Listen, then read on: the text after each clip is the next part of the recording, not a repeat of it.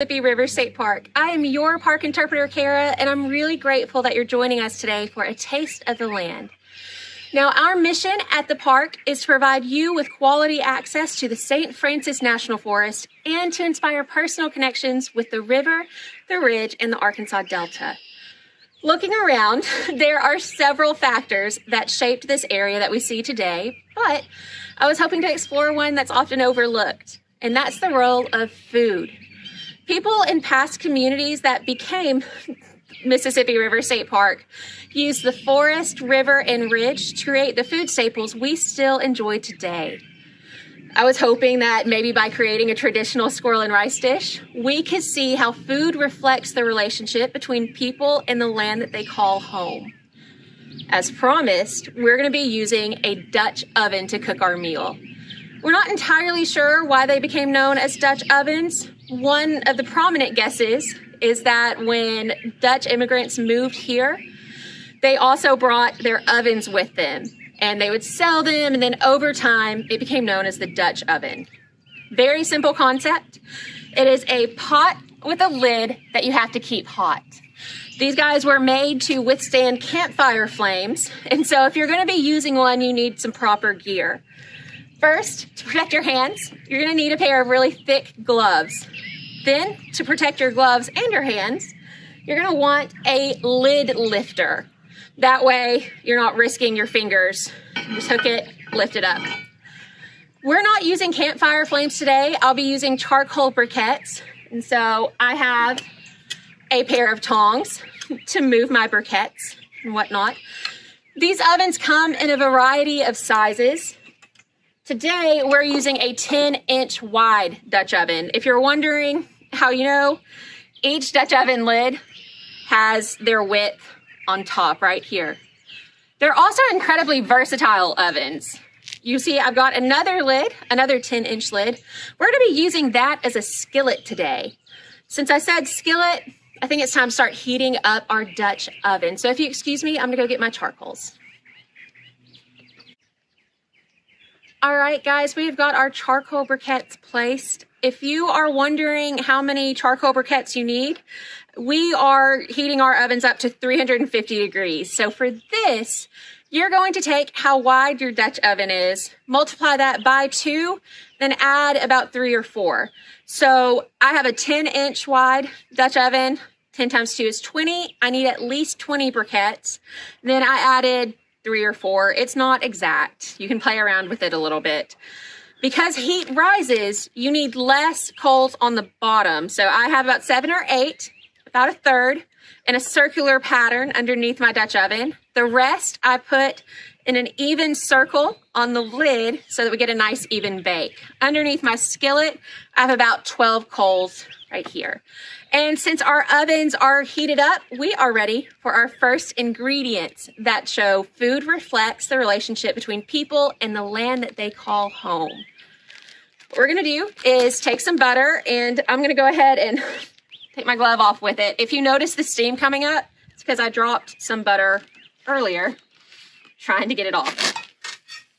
There we go. There we go.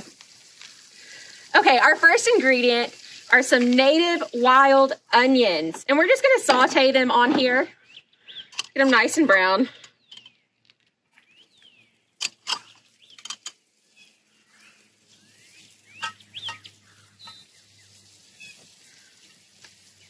While these are browning, you know, I talked about food reflecting the relationship.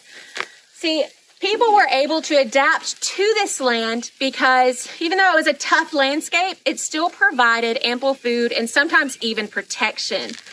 So ample food, of course, we've got, if I can grab it, we've got our native wild onions. You're gonna find these closer to bodies of water.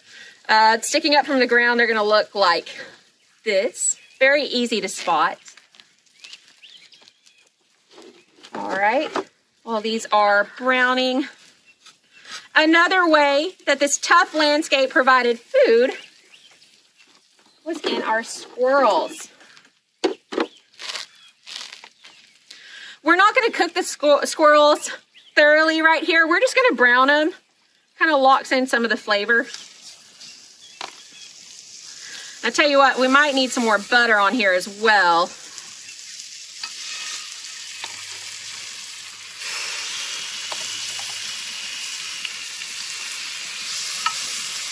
There we go.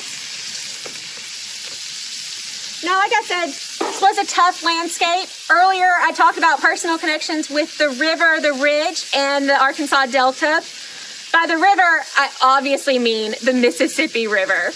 By the ridge, I mean Crowley's Ridge, which is described as a narrow band of rolling hills starting in Missouri, ending near Helena, Arkansas.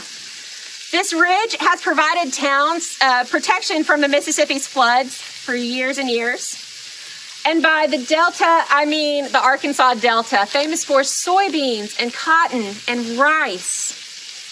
These still have a little bit to go for browning up. So let's talk a little bit about food throughout the centuries in Arkansas. Native Americans in Arkansas were the Quapaw and the Tunica, at least in eastern Arkansas. This is their home. They would have grown squash, maize, and corn. They would have hunted deer and bear. We don't know of any settlements within the park, but we do know that they could have hunted this area. If we fast forward to 1815, two survey teams under Brown and Robbins started in Arkansas to map the Louisiana Purchase. Each man on the team had their very own job, including a professional chef. We would have called them cooks or cookies. They wouldn't have brought their own meat. Uh-oh. Got a little bit stuck. That happens. They wouldn't have brought their own meat because they would have been hunting for it when they got here. So the land would have provided them game animals like this squirrel here. Over time, communities formed, and then those communities formed towns. In the mid-1830s, towns like Marianna, Helena, Sterling, Arkansas were founded, proving again that even though it was a tough landscape, people were able to adapt to the land because it provided ample food and sometimes even protection. Tell you what, these are just about ready to go on in here. So let me grab my lid lifter. One thing you want to be very careful of, again, we're going to transfer all of this here. You're going to be really careful of how long you keep your lid off of your oven because, of course, that's going to let all of the heat escape. So just really quickly.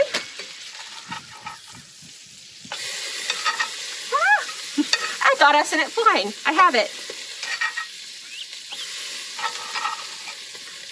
Get some of those onions in there.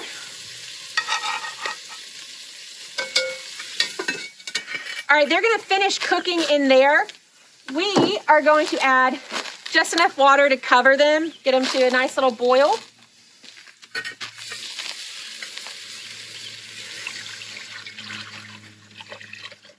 And there are several different ways you can put a creative spin on this. If you want to put broth in here, put it in there. You can put your peppers, anything you want to kind of give it a little more taste. Go for it. We're just keeping the recipe really simple today. This is going to take, it usually takes me about 5 to 10 minutes to get the squirrel cooked enough that it's ready to come out. So we'll let this sit for just a little bit and check on it here in about 5 to 10 minutes.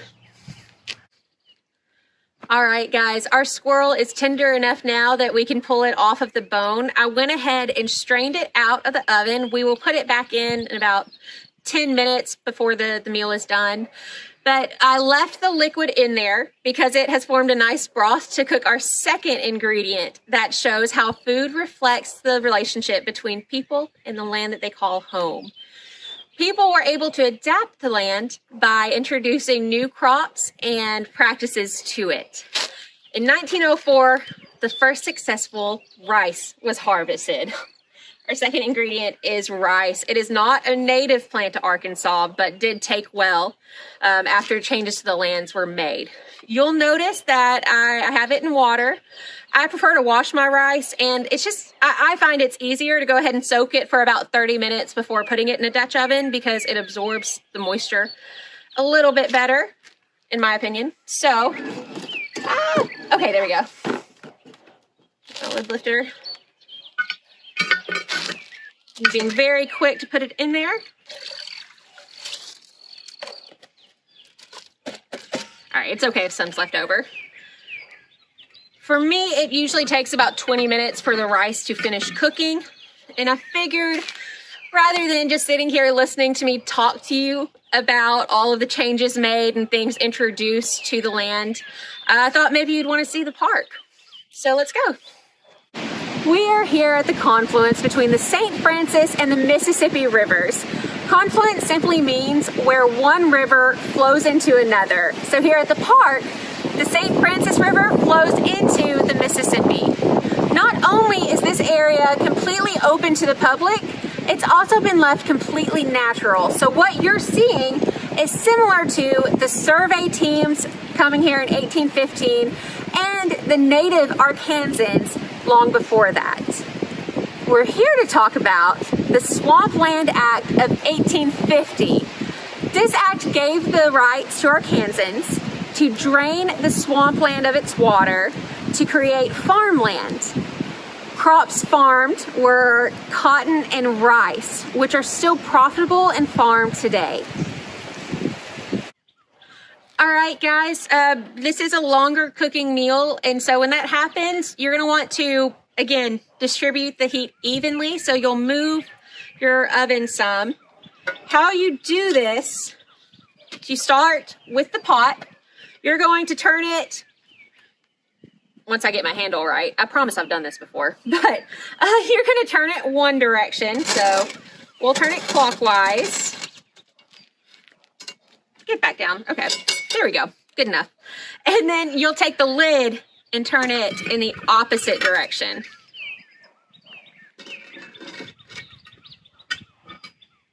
All right, I think we're ready for our next spot. We are standing in what was once the town of Sterling, Arkansas.